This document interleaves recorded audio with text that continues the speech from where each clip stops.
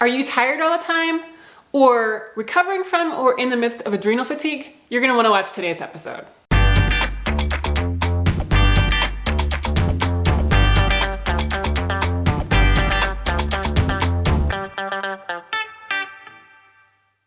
So the reason I'm doing this episode is because last night I watched Monday Night Football and my Broncos team lost to Kansas City. Kansas City, props to you. I think your quarterback's pretty great. But the point of this being that I learned watching something where I got my adrenaline up right before bed does not work for me, and sleep. I just could not sleep afterwards. I was like so hyped up. And this is kind of the same thing if you watch like a scary movie before bed or something that's really going to affect you emotionally. A lot of times it's hard to sleep. And it really just reminded me of all the things that you really shouldn't do when you have adrenal fatigue or have been recovering from adrenal fatigue, try to keep it away, or just are tired all the time. Now, I just want to clarify before I get any further. I know adrenal fatigue is not something that is considered to be a real diagnosis in the Western medical world, but so is a lot of other things that I believe in, like leaky gut. However, I do believe it really comes hand in hand with Hashimoto's. So if you do have Hashimoto's, chances are you probably have gone through a lot of the adrenal fatigue kind of symptoms. But even if you don't have it, I know people that don't have Hashimoto's that have had adrenal fatigue symptoms or just that are generally tired all the time, which I think is a lot of people. I go to the grocery store and I hear people in line all the time when somebody says, "How are you doing?" They're like, "Oh, I'm tired."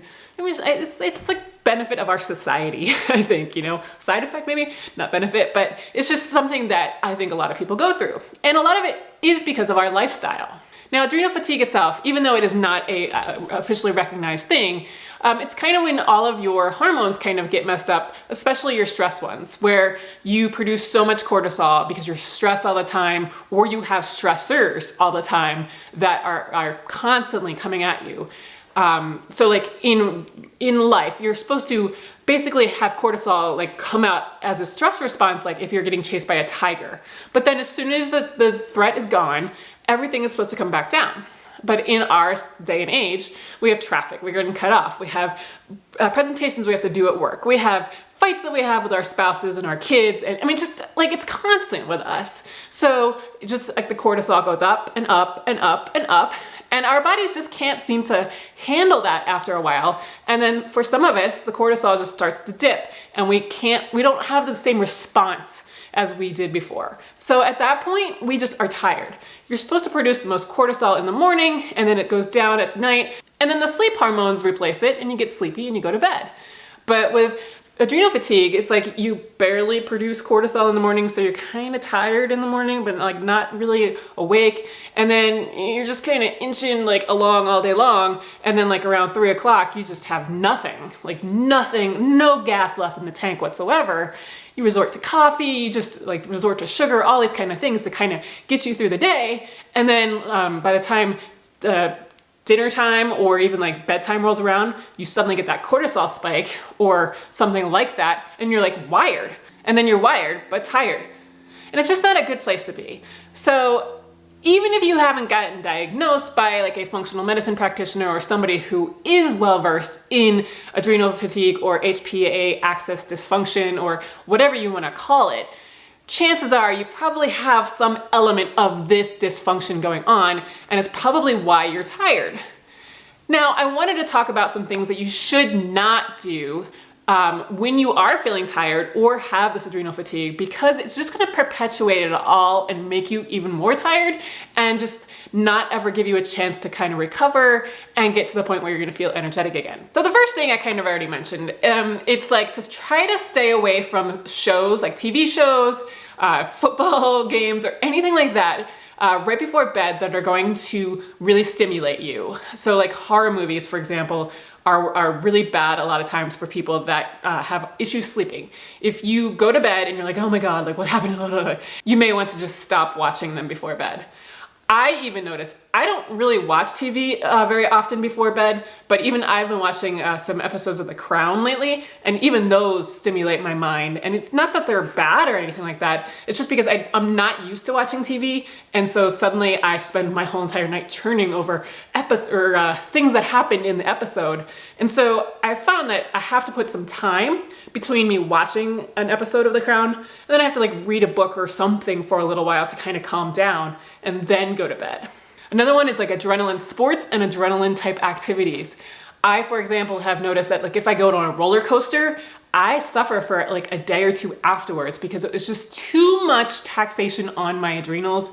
And so it's just one of those things, you have to find your own personal limit. If jumping off of a bridge doesn't trigger you, then go ahead and do it. But if you notice that afterwards you get a sore throat or you start to feel really tired for a few days after, then you may want to kind of cut back on activities like that. The next one is to eat snacks all the time. Grazing, the good old grazing that seems to be in mass media, and like the mass understanding is to graze. That's the way to do it. Unfortunately, it's making our tiredness just continue because we're on a constant blood sugar roller coaster at that point. Our bodies are meant to actually have periods of time where we do not eat. I don't say that we have to go as far as like intermittent fasting, so like to have to stop for like 24 hours or like even a shorter amount of time, but the every 2 hour kind of thing can cause you to be tired because you eat some food, your blood sugar goes up, and then it starts to go down and you put it back up, and then it goes down and goes back up, it goes down, back up, down, back, and so on and so forth. And it's just not letting your hormones do what they're supposed to do. They are supposed to go down and you're supposed to actually feel hunger, which is this thing in your gut. I know a lot of you probably are not even familiar with it because I know for the longest time I wasn't. I thought hunger was when I was starting to get shaky and irritable, but it's when you're actually like this feeling in your gut that your tummy is empty. That's hunger. And so you're supposed to feel that. And it gives you all kinds of good benefits throughout your body, especially if you have something like autoimmune disease, because it really helps. So you want to make sure that you're getting the dips, the hunger, and then go back up to the satiety, and then the hunger, and then the satiety. So like 3 meals a day really kind of is ideal for most people. Some people can do longer intermittent fasting, but I think for a lot of people, like with Hashimoto's and women, tend to not do as well with that. Like I know I don't do well with intermittent fasting. Like it's too much for me. It taxes my adrenals more, stresses my body even more, so I don't do it. But another thing to try out if you want. If you do feel hungry though, like and feel like you do need a snack, it's better to have something like high fat and high protein. So like things like olives, avocados, nuts, coconut flakes, coconut butter, all of these things will help keep your blood sugar a little bit more level and not do the up and down that really is going to cause you to be tired. Another thing not to do is to eat huge meals. When you eat huge meals, your body has to work really hard to digest that, and that equals tiredness. Now, another thing not to do is to not eat your veggies. This is because there is a lot of fiber in vegetables, which will help you keep full and make your body not have to work as hard if you're like constantly shoving food in, the whole blood sugar thing. But vegetables also contain a lot of nutrients that our bodies need, which help our bodies to get it from the vegetables and not have to go searching elsewhere for these nutrients that we need. So it's not expending too much energy on that as well. Another thing not to do, don't address stress.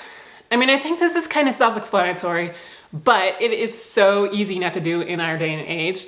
I mean, you get stress from all kinds of sources, and you really want to just do some things about it. Whether that's meditating for 10 minutes a day, I mean, it's really not that hard to do, just 10 minutes, or taking a time to do a hobby, going for a walk. I mean, just whatever it is that gets you away from the stressor.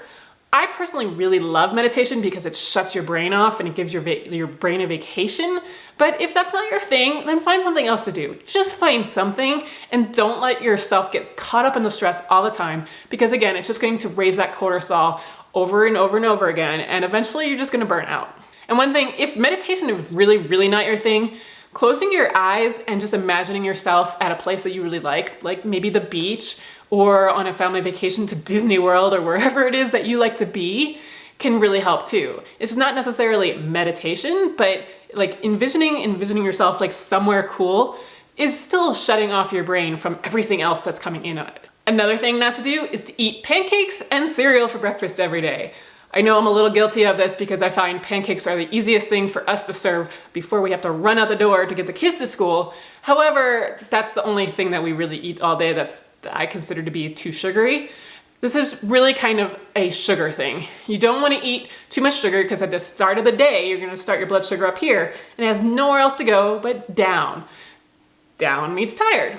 So like some better choices are some like eggs with vegetables, eggs with sausage.